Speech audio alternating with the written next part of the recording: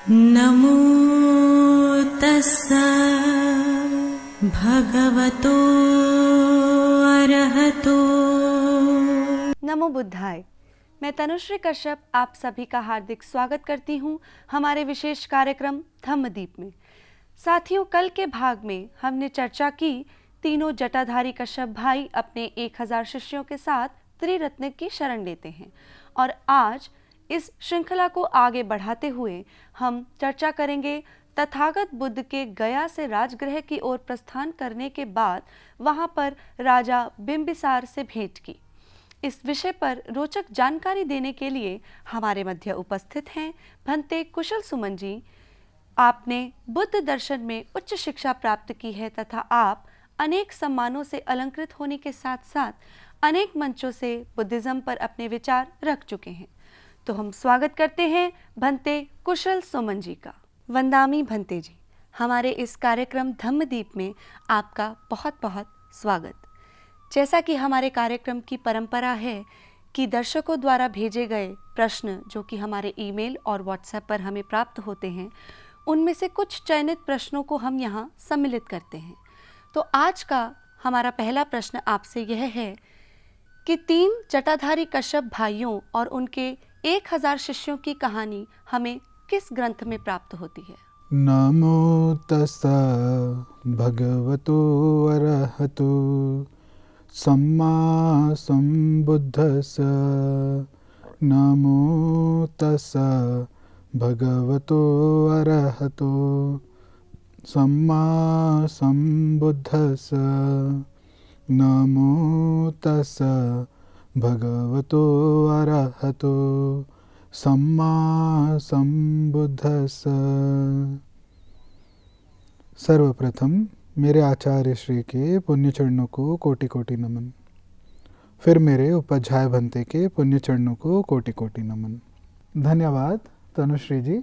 मुझे बहुत उत्साह मिलता है जब हमारे दर्शक जानना चाहते हैं कि उनको जो कहानी बतलाई जा रही है क्या ये ऑथेंटिक है, और इसीलिए जब वे इस प्रकार के प्रश्न करते हैं तो मुझे बहुत उत्साह मिलता है, बहुत मोटिवेशन मिलता है। प्रश्न पूछा गया है 3 जटाधारी भाई कश्यप और उनके 1000 शिष्य, ये जो कहानी है इसका उल्लेख हमें कहाँ मिलता है? तो इस कहानी का उल्लेख हमें विनय पिटक के महावग्ग में मिलता है। इस जानकारी के लिए आपका बहुत बहुत धन्यवाद भंते जी। अगला प्रश्न जो हमारे दर्शक आपसे जानना चाहते हैं वह यह है कि आदित्य पर्याय सूत्र पर आप प्रकाश डालें। धन्यवाद आपका तनुश्री जी। आदित्य पर्याय सूत्र तथागत ने अपने जीवन काल में जितने भी धर्म देशनाएं दी हैं वो सूत्र कहलाते हैं। सर्वप्रथम जो सूत्र था वे धम्मचक्र प्रवर्तन सूत्र कहलाया, और इसी की श्रृंखला में जब हम कहानी पढ़ते हैं तथागत बुद्ध के जीवन के बारे में, तो जो दूसरा सूत्र जो तथागत बुद्ध ने दिया धर्म देशनादि, वे कहलाई आदित्य पर्याय सूत्र। ये सूत्र उन 1000 जटाधारी कश्यप भाइयों के शिष्य को दिया गया था जब तथागत राजगृह पे मौजूद थे। राजगृह आज का एक छोटा सा गांव है बिहार में, जिसे हम राजगीर के नाम से जानते हैं। इस सूत्र का कंटेंट इस प्रकार है, क्योंकि ये जो 1000 शिष्य थे 3 जटाधारी भाइयों के, ये यज्ञ उपवास में ज़्यादा विश्वास रखते थे भिक्षु जीवन अपनाने से पहले। तथागत की शरण या त्रिशरण लेने से पहले यज्ञ उपवास किया करते थे।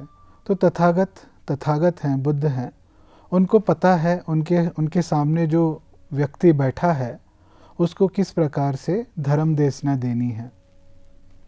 तो इनको ये जो सूत्र दिया गया आदित्य पर्याय सूत्र, इस सूत्र में तथागत ने इनको अग्नि का उदाहरण देते हुए, आग का उदाहरण देते हुए अपनी देशना दी, और ये देशना सुनते सुनते ये जो 1000 भिक्षु हैं ये अरहंत बन जाते हैं। यही है मूल कंटेंट इस सूत्र का। भंते जी, आपका बहुत बहुत धन्यवाद हमारे दर्शकों की जिज्ञासाओं को शांत करने के लिए। अब हम आज के अपने विषय पर आते हैं, जो कि तथागत बुद्ध के गया से राजगृह की ओर प्रस्थान के बाद वहाँ के राजा बिंबिसार से भेंट व उससे जुड़ी कुछ घटनाओं के बारे में है। कृपया इस विषय पर विस्तार में प्रकाश डालें। धन्यवाद आपका तनुश्री जी। दर्शकों, हमने पिछले एपिसोड में देखा था किस प्रकार 3 कश्यप भाई और उनके 1000 शिष्य तथागत बुद्ध की शरण लेते हैं, अर्थात भिक्षु बनते हैं। ये 3 कश्यप भाई कौन थे? सर्वप्रथम उरुवेल कश्यप, जिनके 500 शिष्य थे, फिर नदी कश्यप, जिनके 300 शिष्य थे, और गया कश्यप, जिनके 200 शिष्य। तो ये कुल मिलाकर 3 भाई और इनके 1000 शिष्य तथागत बुद्ध की शरण लेते हैं। इस समय तक तथागत बुद्ध उरुवेल के आसपास गया सीस है, वहीं पर विराजमान थे। अब तथागत बुद्ध गया सीस से राजगृह जाने के लिए निर्णय करते हैं। दर्शकों से मैं बता दूं, राजगृह उस समय का जो मगध राज्य हुआ करता था, उसकी राजधानी थी। इस मगध राज्य के राजा बिंबिसार थे। तथागत बुद्ध अपने इन 1000 भिक्षुओं के साथ राजगृह की ओर पधारते हैं। राजगृह आने के बाद लट्ठी वन में अपने 1000 भिक्षुओं के साथ विश्राम करते हैं। जैसे ही राजा बिंबिसार को पता चलता है तथागत बुद्ध अपने 1000 शिष्यों के साथ, अपने 1000 भिक्षुओं के साथ लट्ठी वन में आके पधारे हैं, तो वे तुरंत निर्णय करते हैं कि वे अपने ब्राह्मणों के 12 मंडल के साथ तथागत के दर्शन करने जाएंगे। तो ये जो 12 मंडल हैं, इसमें एक एक जो मंडली है 10,000 हज़ार के ब्राह्मणों की थी। कुल मिलाकर 1,20,000 ब्राह्मण सहित राजा बिंबिसार तथागत बुद्ध के दर्शन करने के लिए लट्ठीवन पहुंच जाते हैं। तो जब लट्ठीवन पहुंच जाते हैं, तो वहां पर पहुंचने के बाद कुछ ब्राह्मण तथागत को नमन करते हैं और अपना नाम बताते हैं। नाम बताकर आदरपूर्वक तथागत के सामने बैठ जाते हैं। और इस प्रकार वंदना करके बैठने के बाद कुछ ब्राह्मणों के मन में ये चिंतन होता है कि जो महाश्रमण गौतम हैं, क्या वे उरुवेल कश्यप के शिष्य हैं या उरुवेल कश्यप महाश्रमण गौतम के शिष्य हैं। दर्शकों से मैं बता दूं, जब कोई व्यक्ति पाली सूत्रों को पढ़ेगा तो तथागत को कुछ कुछ सूत्रों में श्रमण गौतम के नाम से संबोधित किया जाता है उन सूत्रों में। तो एक बात ऐसी है, उस समय 2 मुख्य परंपराएं चलती आ रही थी। एक परंपरा थी श्रमण परंपरा और एक थी ब्राह्मण परंपरा। श्रमण परंपरा में कहीं और छोटी छोटी शाखाएं हुआ करती थी। तो एक तो थी निगंठ नाथपुत्र द्वारा, या अर्थात कहें तो महावीर द्वारा चलाई जा रही एक जैन परंपरा, और उसके अलावा तथागत बुद्ध द्वारा चलाई जा रही ये एक परंपरा। इस प्रकार की अनेक श्रमण परंपराएं हुआ करती थी। तो क्योंकि तथागत बुद्ध श्रमण परंपरा से थे, तो इन्हें श्रमण नाम से संबोधित किया, और महाश्रमण इसीलिए कहा क्योंकि ये उस समय के जाने माने श्रमणों में से इनका उच्च स्थान था।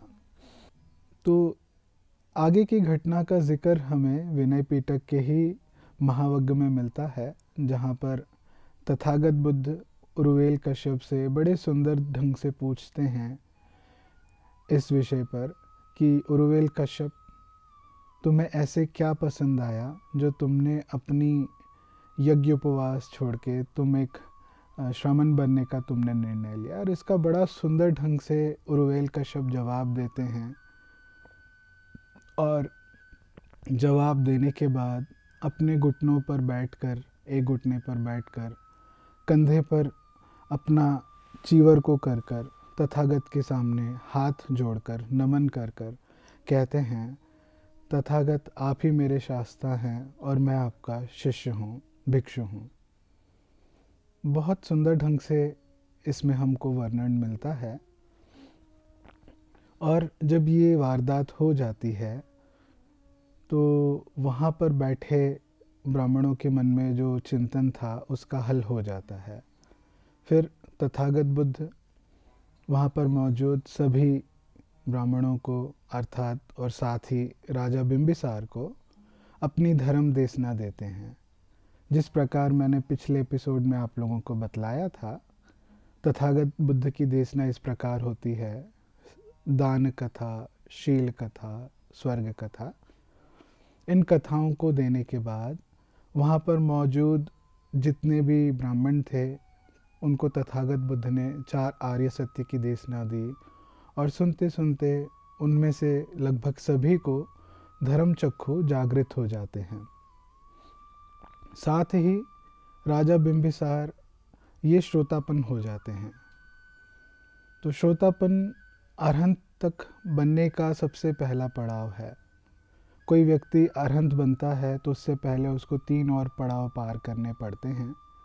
प्रथम जो होता है श्रोतापन होता है, दूसरा सकतगामी, तीसरा अनागामी और अंतिम अरहंत। जो श्रोतापन होता है वह निसंदेह ज़्यादा से ज़्यादा 7 जन्म लेता है अलग अलग देव और मनुष्य योनियों में और आगे चल के अरहंत बन जाता है। मगर आगे चल के जब इसी ही सूत्र के अनुसार आगे की घटना, जब राजा बिंबिसार श्रोतापन बन गए तो उन्होंने तथागत बुद्ध को बहुत आदरपूर्वक नमन किया। आदरपूर्वक नमन करने बाद उन्होंने अपने एक युवा अवस्था के दौरान की एक घटना को तथागत बुद्ध के सामने इस प्रकार रखा। राजा बिंबिसार ने तथागत बुद्ध से ऐसे कहा, तथागत, जब मैं युवा था तो मेरे मन में 5 प्रकार की आकांक्षाएं आई थी। तो सबसे पहली आकांक्षा इस प्रकार की थी, जब मैं बड़ा हूँ तुम मेरा राज्याभिषेक हो, मुझे सिंहासन पर बैठने का अवसर प्राप्त हो और मैं राजा बनूं। तो ये मेरी पहली आकांक्षा पूरी हो गई। फिर मेरी दूसरी आकांक्षा इस प्रकार थी, मुझे किसी अरहंत के दर्शन करने का, उनसे मिलने का सौभाग्य और अवसर प्राप्त हो। तो आपसे मिलने के बाद ये मेरी जो दूसरी आकांक्षा है ये भी पूर्ण हो गई। फिर मेरी तीसरी आकांक्षा इस प्रकार थी कि मैं उस अरहंत को वंदना कर पाऊँ, उनको नमन कर पाऊँ। आपसे मिलके मैंने इस तीसरी आकांक्षा को भी पूर्ण कर लिया। चौथी आकांक्षा कि वे अरहंत मुझे धर्म देशना दें, मुझे अपनी खोज की शिक्षा बांटें। और आपके द्वारा जब आपने मुझे ये धर्म देशना दी, मुझे ये मेरी चौथी आकांक्षा भी पूर्ण हो गई। और अंतिम जो 5वीं आकांक्षा, तथागत बुद्ध द्वारा दी हुई धर्म देशना को सुनकर मैं उस मार्ग तक पहुंच पाऊं जहां पर आगे चल के निर्वाण ही अंत होता है। तो ये मेरी 5वीं आकांक्षा भी पूर्ण हो गई। और इस प्रकार फिर वे तथागत बुद्ध को आदरपूर्वक नमन करते हैं। नमन करके अगले दिन अपने राज्य महल पर तथागत बुद्ध को और उनके 1000 भिक्षुओं को भोजन के लिए आमंत्रित करते हैं। तथागत बुद्ध ने उस निमंत्रण को मुस्कुराकर स्वीकार कर लिया। दर्शकों को मैं बता दूं, तथागत बुद्ध कभी मुस्कुराए तो इसका ये अर्थ होता है कि वे स्वीकृति देते हैं। तो तथागत बुद्ध ने मुस्कुराते हुए राजा बिंबिसार को अगले दिन के भोजन के लिए स्वीकृति दे दी। अब राजा बिंबिसार अपने राजमहल आकर अगले दिन के लिए तैयारी शुरू करते हैं। और जब अगले दिन भोजन का समय आ जाता है, भोजन बना लिया जाता है, तो वे किसी एक राजदूत को तथागत बुद्ध के पास भेजते हैं जानकारी देने के लिए कि आपका अभी भोजन का समय हो गया है। तो तथागत बुद्ध लट्ठीवन से अपने 1000 भिक्षुओं के साथ राज्य महल की ओर बढ़ते हैं। उस समय देवों के राजा इंद्र तथागत बुद्ध को और उनके संग की ओर अपना चेहरा कर कर, नमन कर कर, बहुत हर्षोल्लास से वंदना करते हुए सारे राजगृह में पधारते हैं। अभी आगे की घटना इस प्रकार है। जब तथागत बुद्ध राजा बिंबिसार के महल पहुंच जाते हैं, भोजन परोसा जाता है तथागत बुद्ध को और उनके 1000 भिक्षुओं के संग को। भोजन समाप्त होने बाद राजा बिंबिसार तथागत बुद्ध के चरण में बैठकर इस प्रकार चिंतन करते हैं कि ऐसा कौन सा स्थान हो सकता है जहाँ पर मैं तथागत बुद्ध को उनके संग के सहित उनको उपहार में दे पाऊँ। तो वे समझदार थे, बड़े समझदार थे राजा बिंबिसार। उन्हें समझ था कि एक जो सन्यासी होता है, भिक्षु होता है, शमन होता है, वे एकांत में रहना पसंद करता है। तो राजा बिंबिसार ये भी जानते थे कि एकांत का मतलब यही नहीं कि वहाँ तक अगर कोई आम व्यक्ति इन तथागत के दर्शन करना चाहे तो पहुँच नहीं पाए। राजा बिंबिसार ने बड़ा चिंतन किया, मंथन किया और ऐसे सोचा कि ना ही ऐसी जगह जो हो, ना शहर से दूर हो और ना शहर के बीचों बीच हो, ऐसी जगह जो शांत हो, जहाँ पर एक आम आदमी बड़ी आसानी से पहुँच पाए तथागत के और उनके संग का दर्शन करने। तो इसी दौरान उनको एक उपर्युक्त, एक पर्याप्त जगह का आभास होता है जिसका नाम होता है वेलुवन। वेलुवन राजा बिंबिसार की अनेक प्रिय वनों में से एक वन था जो राजा बिंबिसार तथागत बुद्ध को और उनके संग को उपहार के तौर पर भेंट करना चाहते हैं। और जब उन्होंने ये चिंतन कर लिया, ये निश्चय कर लिया कि संघ को इसका दान देंगे, तो उस समय एक परंपरा थी। राजा बिंबिसार ने सोने के लोटे में पानी भरा हुआ था, उसे अपने एक हाथ में डाल लिया और तथागत बुद्ध के सामने संकल्प लिया कि ये मैं वेलुवन आपको और आपके संघ को दान देता हूँ। तो दर्शकों, तथागत बुद्ध को दी गई ये सर्वप्रथम विहार बनाने के लिए सर्वप्रथम दान था। उससे पहले लट्ठीवन में जो 1000 भिक्षु रुके थे, उस समय तक विहार का कोई ऑर्गेनाइज तरीके से शुरुआत नहीं हुआ था। जब कुछ कहानियों के अनुसार राजा बिंबिसार ने जब ये दान दिया तो एक छोटा सा माना जाता है कि भूकंप आया था, धरती हिली थी।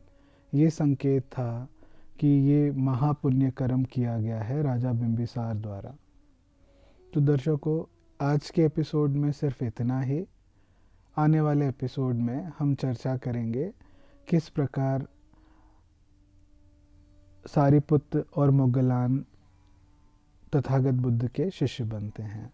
भंते जी, आपके द्वारा दी गई इस ज्ञानवर्धक जानकारी के लिए आपका बहुत बहुत धन्यवाद। भवतु सब मंगलम, भवतु सब मंगलम, भवतु सब मंगलम। सबका भला हो, सबका मंगल हो, सबका कल्याण हो। सुखियो सुखियो सुखियो सुखियो। साथियों, आज के इस विशेष प्रोग्राम में इतना ही।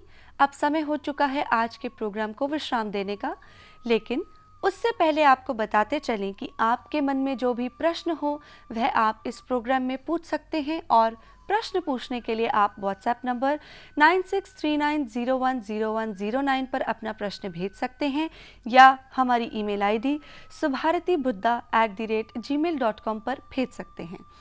तो उम्मीद है कि आप अपनी जिज्ञासाओं को दबाएंगे नहीं और हमारे इस प्रोग्राम का हिस्सा बनेंगे, अपने प्रश्न और जिज्ञासाएं तथा सुझाव हमें अवश्य भेजेंगे। तब तक के लिए मैं तनुश्री कश्यप भंते कुशल सुमन जी के साथ विदा लेती हूँ। कल इसी समय आपके सामने फिर उपस्थित होंगे। नमो बुद्धाय। नमो तस्सा भगवतो अरहतो